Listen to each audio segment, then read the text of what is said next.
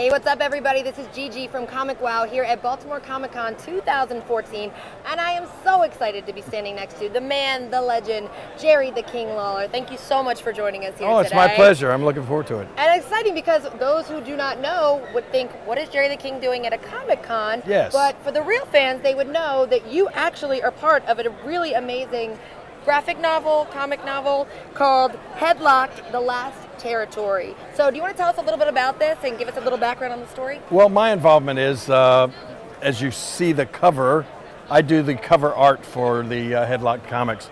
And that's one of the things that a lot of people don't realize.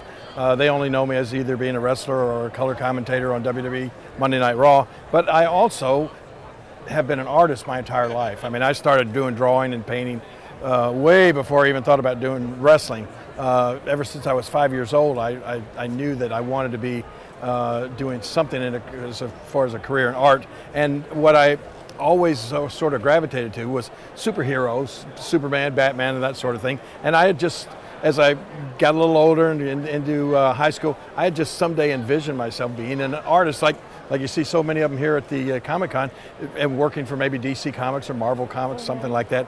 And then one day I made the mistake, well maybe not, but one day I did some drawings of the local wrestlers down in my hometown of Memphis, Tennessee, and I sent some of the drawings to the TV station.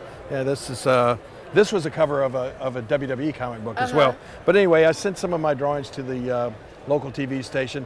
The wrestlers saw them, they liked them, they got in touch with me.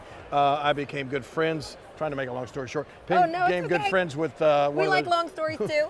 Became good friends through my artwork with one of the top wrestlers in Memphis, which the guy's name was the fabulous Jackie Fargo.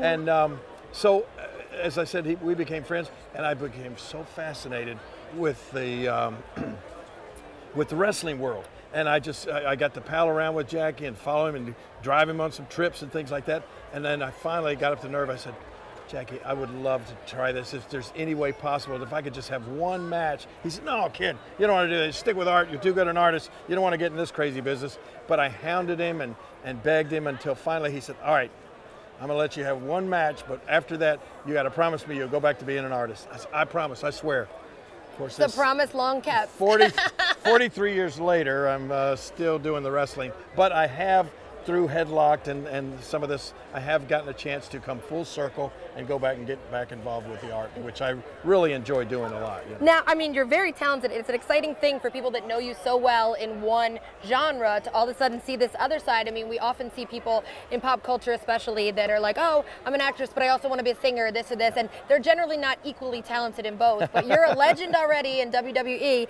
and then to see this, which my brother actually used the term, and I'm sure you hear it a lot, but that, you know, Norman Rockwell-esque, hearing you say that you were inspired by comics, it's kind of funny because it's such a more artistry to your style. Well, I mean, I've over the years, as you can see, I mean, two totally different styles. Yes, very. I have kind of prided myself on being able to adapt and do a lot of different styles. But my all-time favorite artists are, Norman Rockwell has to be my number one. I have Norman Rockwell original in my house, which is, even I'm impressed when I get to say that. But yeah, Norman Rockwell is probably my all-time favorite influence. But then comic book artists like Neil Adams has been great, Frank Frazetta, different artists that I try to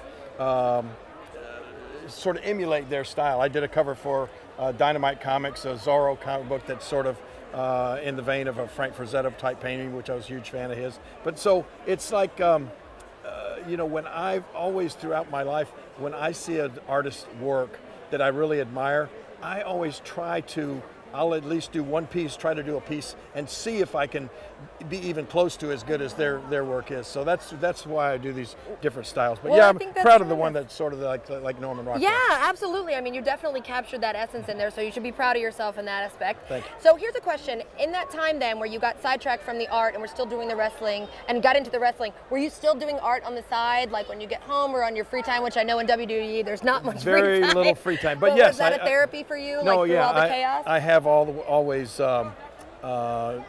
done art on the side, as you say, different kind of commissions. I've had some art shows throughout the years. And even every Monday night when we do our show, we go on the air live, and usually we have like a format sheet which will tell us the order of events as they're supposed to take place. Say like, you know, say opening of the show, and then interview Triple H, and then it'll say match Jack Swagger versus Rusev, and then it'll say commercial break, that sort of thing. Well, we get, you know, it's probably about 16 sheets of that for all the different things, and I'll wind up doing a drawing or a doodle on about each one of those sheets. So at the end of the day, save those. You can sell those on eBay now. Well, I never save them, but I found out, I didn't realize that JR, my color commentator partner, used to save them, and then some of the guys that are like the you know, the helpers there at the ringside, they save them. So there's a lot of that original art out there as well on the backs of our format sheets. I feel like that's actually a comic in the making right there. A story of like a Jerry the King like sitting there and in the midst drawing his comics, and everybody kind of gravitating as he develops into the artist that he now is. Yeah, and sometimes I may be paying a little more attention to my drawing than I am what's going on in the ring.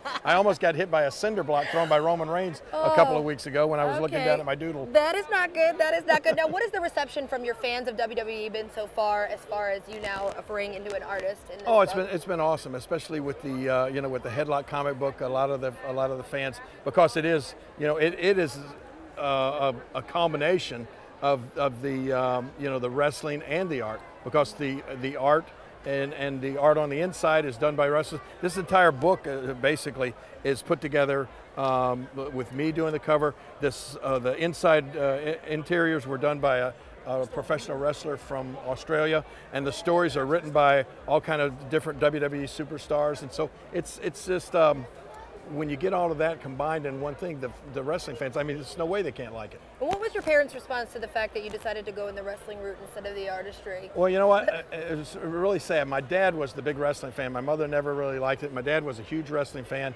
and my dad passed away on my 19th birthday, and I didn't start wrestling until I was 20. And that was one of the biggest regrets of my life, is that my dad never got to see me wrestle, or didn't even have any idea that I would ever, he thought I was going to be an artist, never got any idea that I would get into this profession. So I really hate that. My mom, complete opposite, always hated it. I mean, of course, that's always the way it is. My entire life, my entire career, I'm making millions of dollars. I'm buying her houses, I'm buying her new cars. Roman Rockwell's. Really, and I would come back home and go to her house, and the first thing, she'd look me out in the eye and said, "Son, when are you going to stop this mess?" She always called it this mess, like it was just a big mess. She said, "When are you going to stop this mess?" But anyway, she finally came around, but she would never go to the matches, just made her too nervous. Yeah, I can imagine where that makes a mom nervous. Everybody's worried about protecting their little boys. So. Okay, so in closing, I have one question. I'm going to put you on the spot a little bit. Based on your entire career in WWE, think about the wrestlers that you've known, and which one of them do you think, or a couple maybe, if you can't choose one, translates best into a comic character?